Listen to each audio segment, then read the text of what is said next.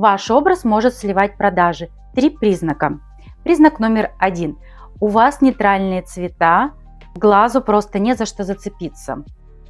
Вы прячетесь за образом, а не выделяетесь. Но, как мы знаем, клиенты покупают у того, кого видно. Признак номер 2.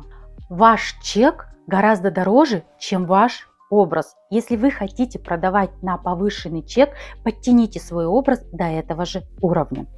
Признак номер 3. Вы копируете просто чужие образы, и клиент это считывает. Он просто видит красивая картинка, красивый костюм, но где за ним вы как личность? Хотите узнать действительно, какой образ про вас? Смотри в описании.